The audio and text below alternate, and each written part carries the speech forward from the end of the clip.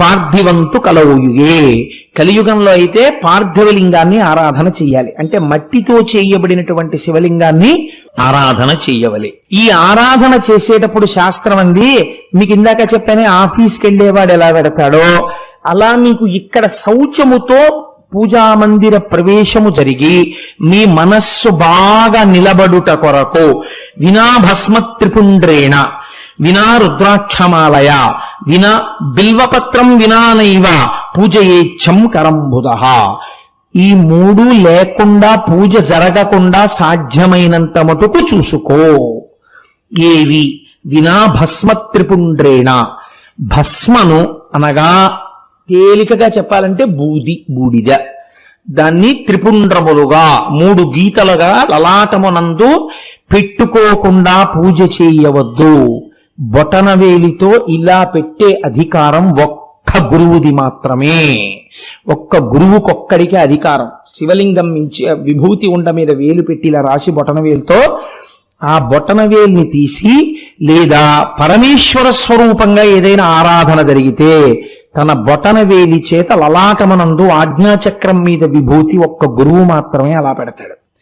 మీరు విభూతి పెట్టుకుంటే బొటనవేలితో విభూతి ఇలా పెట్టుకునే అధికారము మీకు లేదు.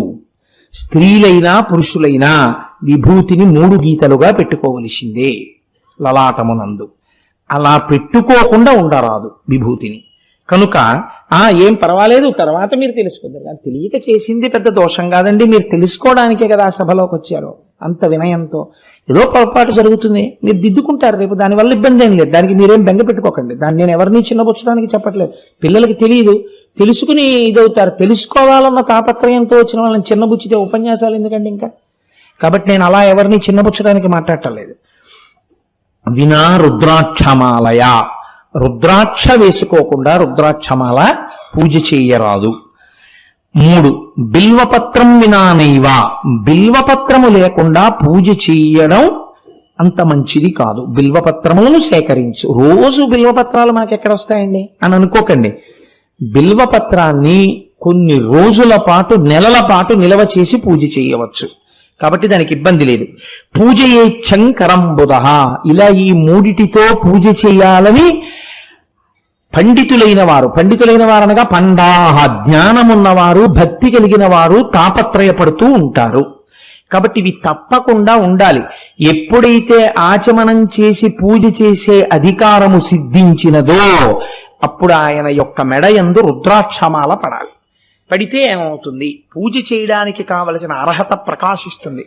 ఆ నామోచ్చారణ చేయడానికి, ఆచమనం చేయడానికి అధికారము తనంత తానుగా సిద్ధిస్తుంది. కాబట్టి ఇప్పుడు చూడండి, ఇప్పుడు మీరు ఏం చేస్తారు? పూజా మందిరంలో శివనామమును చెప్తారు. శాస్త్రమంది శివనామము గంగా, విభూతి యమున, రుద్రాక్ష సరస్వతి. ఇవి ఎలా నేను అనుసంధానం చేస్తాను, మీరు తొందరపడకండి. అలా మీరు అనేస్తే సరిపోయిందా అండి అని అనుకోకండి. విభూతి శివనామము గంగ, విభూతి యమున, రుద్రాక్ష సరస్వతి. కాబట్టి ఇప్పుడు ఒక ఆయన గొప్ప శివభక్తుడు ఉన్నాడు.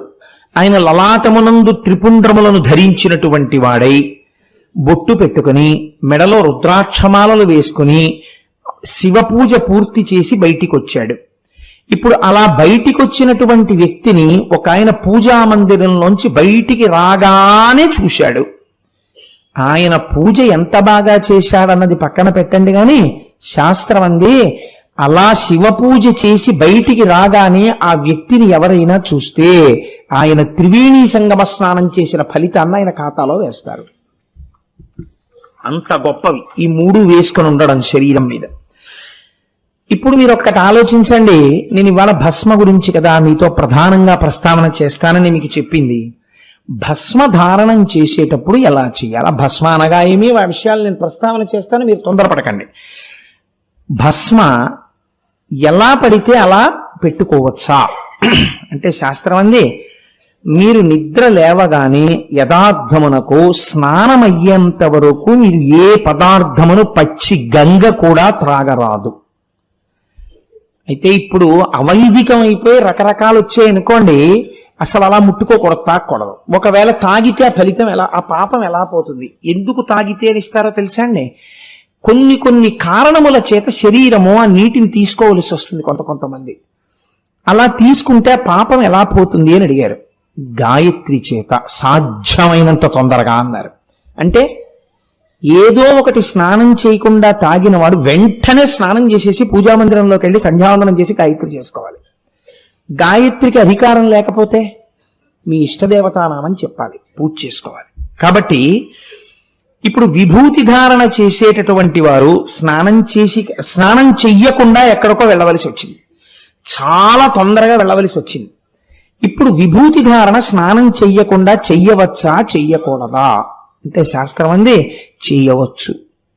ఎలా చేయవచ్చు అంటే పొడి విభూతిని తీసుకుని లలాటమునందు ధరించవచ్చు. ఈ పొడి విభూతిని పెట్టుకుని వెళ్ళడం వెనకాతల రహస్యం ఏమిటో తెలుసా అండి? స్నానం చెయ్యలేదు శరీరం, కాబట్టి దీని అశౌచంతో ఉంటుంది. స్నానము చెయ్యనంతసేపు శరీరానికి అశౌచం ఉంటుంది. అశౌచంతో ఉన్నటువంటి శరీరం తొందరగా వ్యగ్రత కలిగినటువంటి ప్రాణుల చేత ఆవహింపబడుతుంది. అలా కాకుండా ఉండాలంటే రక్షణ హేతు ఉండాలి, అందుకని విభూతి పెట్టుకోవాలి.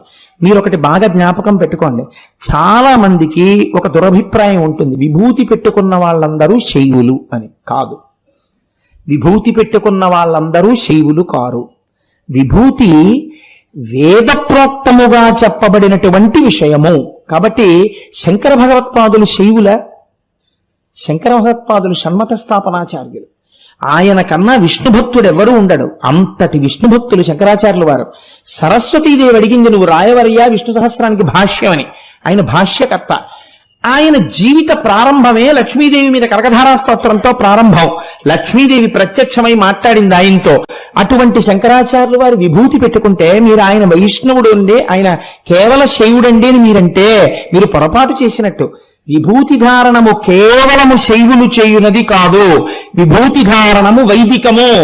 బ్రహ్మమును తెలుసుకోవాలన్నవాడు, కొన్ని ఫలితాలు పొందాలనుకున్నవాడు, ఈశ్వరాభిముఖుడు కావాలనుకున్నవాడు ఎవరైనా భస్మధారణ చేయవచ్చు.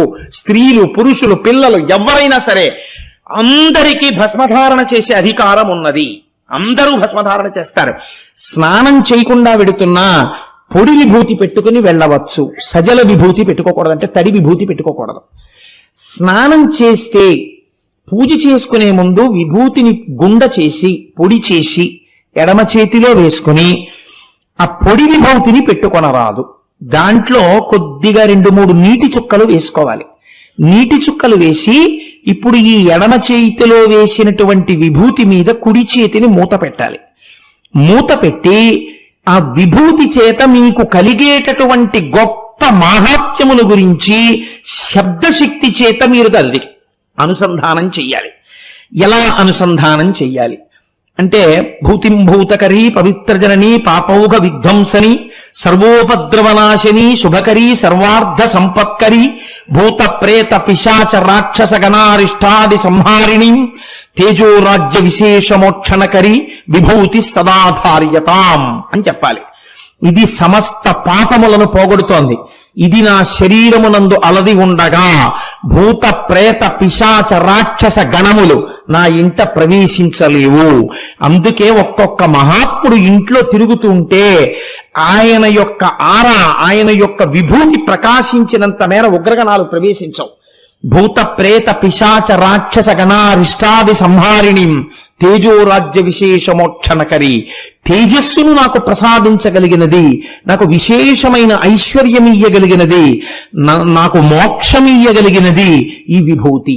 కనుక నేను ఈ విభూతిని ధరించుచున్నాను అని చెప్పి తీసుకోవాలి. ఒకటి. లేదు, 2, వేరొక రకమైనటువంటి ప్రయత్నము చేత మీరు విభూతి నిర్ధారణ చేయవలసి ఉంటుంది అని శాస్త్రం అంది. అది అగ్నిరితి భస్మా, వాయురితి భస్మా, జలమితి భస్మా, స్థలమితి భస్మా, వ్యోమేతి భస్మా, సర్వగుంభమాయుధగుం భస్మా, మనోవాంగ్మన ఇత్యేగాని చక్షుగంసి కరణాని భస్మాని అన్న మంత్రం చెప్పి అప్పుడు ఆ విభూతిని తీసుకుని మీరు లలాటమునందు ధరించవచ్చు. 3, బ్రహ్మచారి అయితే సాధ్యమైనంత వరకు ఓం త్రయంబకం యజామహే సుగంధిం పుష్టివర్ధనం ఉర్వారుకమివ బంధనాన్ మృత్యోర్ముక్షీయమామృతాత్ అన్నటువంటి మంత్రం చెప్పి ఆ సజల విభూతిని ధరించవలే.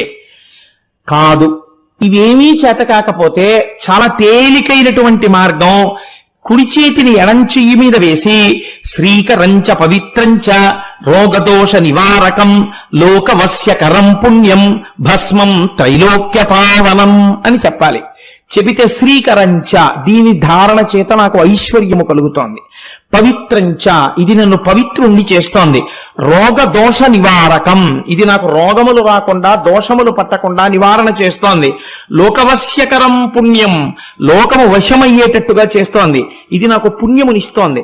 లోకాన్ని అంటే అదేదో మీరు ఆ వశీకరణ విద్య లాంటిదని మీరు అనుకోకండి. లోకము యొక్క యథార్థ స్థితి మీకు భాషించుట. లోకవశ్యకరం పుణ్యం భస్మ త్రైలోక్య పావనం, పరమపావనమైనటువంటి ఈ భస్మను నేను ధరించుచున్నాను.